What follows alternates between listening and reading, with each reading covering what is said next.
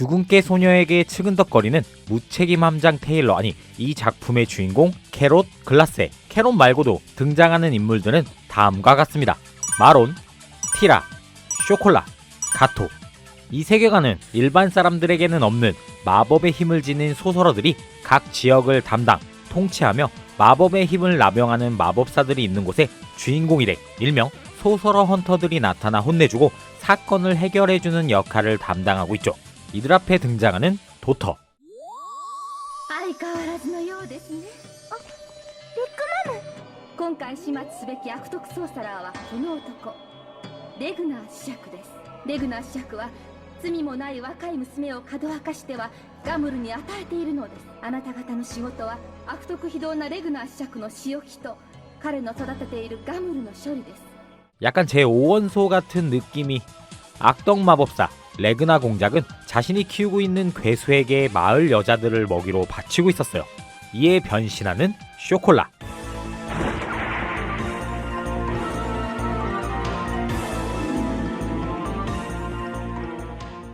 와, 레그나 공작은 거울을 사용하는 마법사로서 주인공 일행들에게 저항하지만 쇼콜라의 피아노 줄로 간단하게 제압당합니다.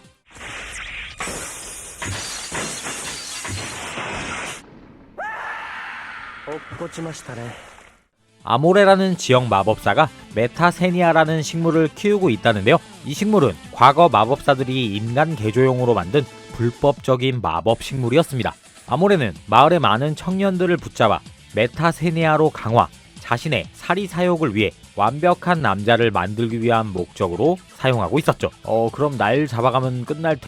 아모레는 매력적인 주인공들에게 접근해 꽃을 주고 그들의 힘을 빼앗는데요.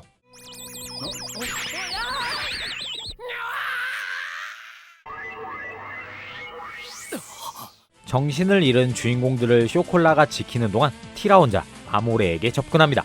이에 티라도 변신.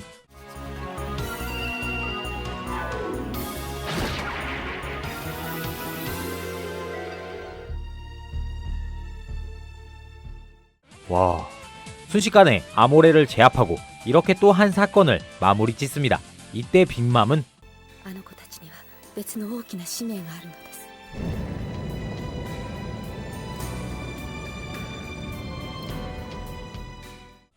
무슨 일일까요? 어디 끝까지 한번 지켜보시죠.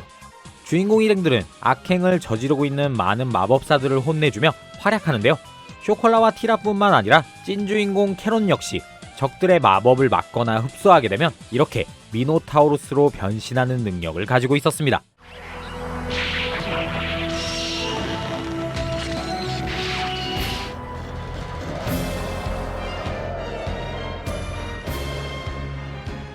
그럼 마론과 가토는 뭐로 변신하느냐?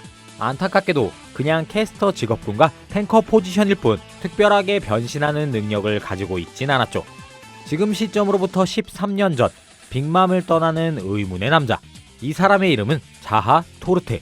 어떤 이유에서인지 원래 빅맘과 함께 일을 도모하던 사람으로 보이는데 지금은 그녀의 곁을 떠나 이렇게 혼자 빨가벗고 수련하고 있습니다. 그리고 그가 빈틈을 보이면 빅마마는 바로 공격을 전개했는데요.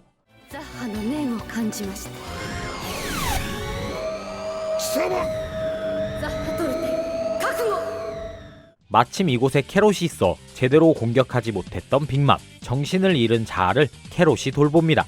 눈을 뜬 자아는 캐롯에게 이름을 묻는데 まだ寝てなよ、勇者のおっさん。貴様の名は？俺はキャロット。 그 순간 눈빛이 바뀌더니 공격하려고 합니다. 다행히 빅맘이 개입, 마법을 전개해 둘 사이를 떨어뜨려 놓아 캐롯은 무사할 수 있었는데요. 진짜 이 자아라는 캐릭터와 빅맘 그리고 캐롯과는 어떤 관련이 있는지 떡밥만 무성한 가운데 조금은 시간이 흘러 도타는 헌터들을 긴급 소집합니다. 빅맘은 과거 전란의 시대 때 사용됐던 지상 최고의 공격 요새가 자신들의 거점으로 천천히 다가오고 있으니 이를 저지하란 미션을 줍니다. 하층부터 차근차근 최상층에 있는 조종자를 처단하기 위해 이곳에 도착한 주인공 일행. 눈깔에 입 달린 빌런이 등장. 캐롯은 미노타우루스로 변신해 전투를 시작합니다. 그러나 너무나 강력했던 빌런. 이때 はずナイツこれに見参。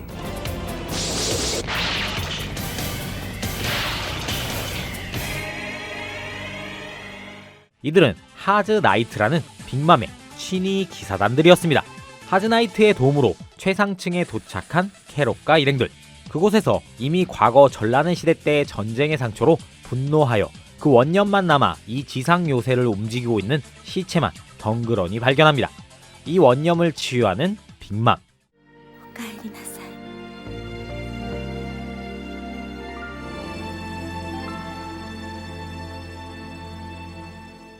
한편 자아는 누군가와 접촉하고 있는데요. 契約完了だ。今度は俺がこのスプールな大陸の王となる。 죽은 거야? 이 자아의 힘을 걷어들이는 박사 타르트무트. 이 자는 과거 전란의 시대 때 최첨단 미세한 테크놀로지 마도기를 만들던 박사였습니다. 그 당시 금지 마법과 마도기를 만들어낸 천재 박사였지만 전란의 시대가 끝남과 동시에 마법력을 전부 봉인당했고 그 분노에 이 세계를 지배할 계획을 세우고 있었던 것이었죠. 타르트무트는 자아의 힘을 이용해 마을을 공격합니다. 바로 주인공 일행들 출동. 박사는 스톤골렘을 소환해 주인공 일행들을 공격합니다. 그런데 이때 역시 죽지 않았던 자아. 무언가를 찾고 있는 것처럼 보이는데요. 天輪王役者か。しかし私の求める力ではない。こやつの前世は北天カールマン。こやつも違う。聖騎空林。こやつも違う。聖王母アプロス。こいつも違う。見つけた。ついに見つけた。お前こそが我が夢叶える希望の力。破壊神だ。 어? 파괴신? 자아는 일부러 자신이 죽어 힘을 빼앗긴 척하고 있었지만 실은 박사를 이용해 파괴신의 환생, 즉 캐롯의 진짜 정체를 확인하기 위해 옥저버를 띄운 느낌이었던 거죠. 전투는 파이팅 넘치는 캐롯의 펀치로 종료되고 자아는 자신의 계획을 실행시키려고 합니다. 캐롯은 전설 속에 등장했던 파괴신의 환생이었던 거죠. 자아는 빅맘에게 등장해 ビッグマムよ。私はこれより聖なる山プラチナマウンテンへ赴く。キャロットグラッセの中に眠る破壊神を覚醒させるためには多くのプラチナエナジーが必要だからな。 파괴신을 각성시키고 컨트롤할 수 있는 힘이었던 순수한 마력 플래티넘 에너지. 이에 빅맘은 하즈나이트의 인원들을 자아에게 보내는데요. 그러나 하즈나이트가 자아에게 접근했을 땐 이미 플래티넘 에너지를 손에 넣은 뒤였습니다.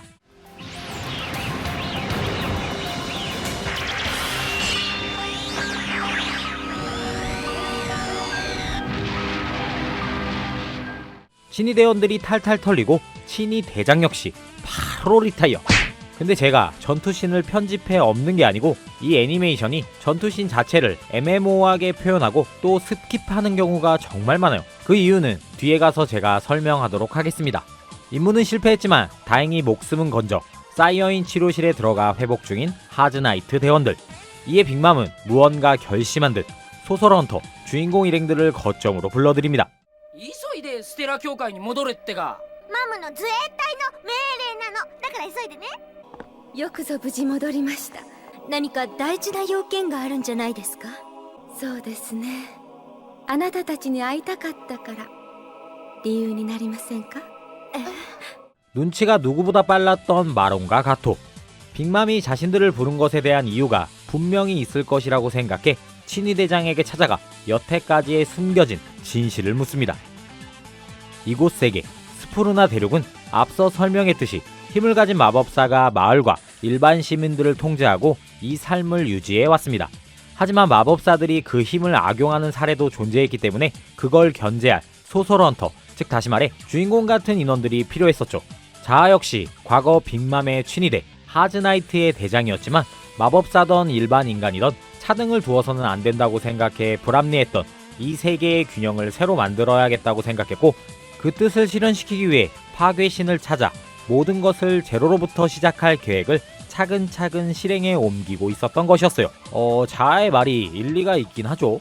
빅맘은 역시 이 사실을 전부 알고 있었고 자아가 캐롯의 파괴신을 각성시키기 전에 캐롯의 존재를 죽음으로써 없애기 위해 주인공 일행들을 거점으로 부른 것이었습니다.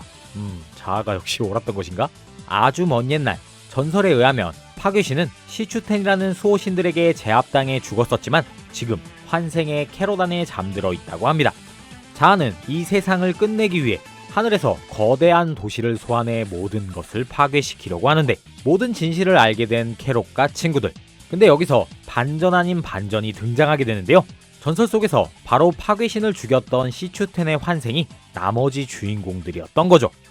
주인공 일행들은 모두 힘을 모아 자아를 저지하기 위해 고군분투합니다.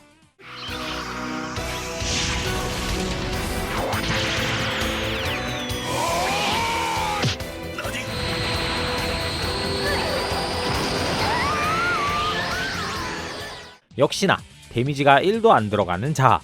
싸우다가 자아는 이런 말을 합니다. いや、お前たちとはもっと昔に出会っている。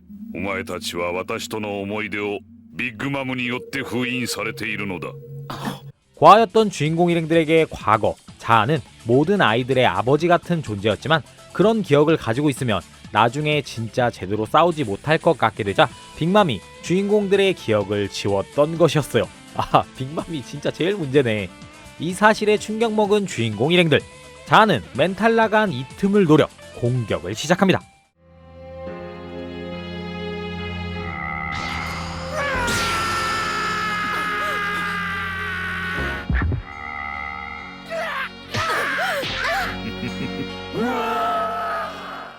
각성하려는 캐롯을 막기 위해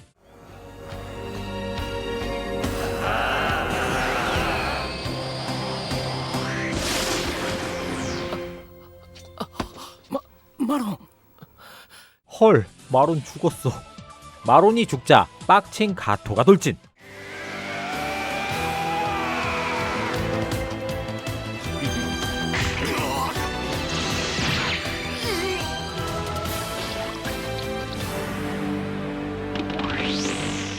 헐, 가토 죽었어. 이어서 쇼콜라와 티라도.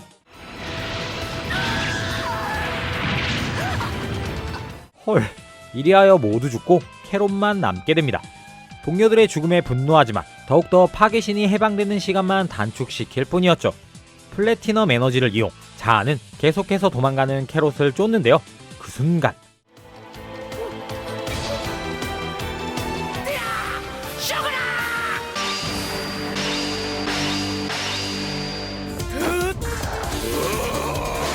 더욱더 업그레이드되어 되살아난 주인공 일행들, 그리고 봉인이 해제됐지만 캐롯을 보호하는 파괴신.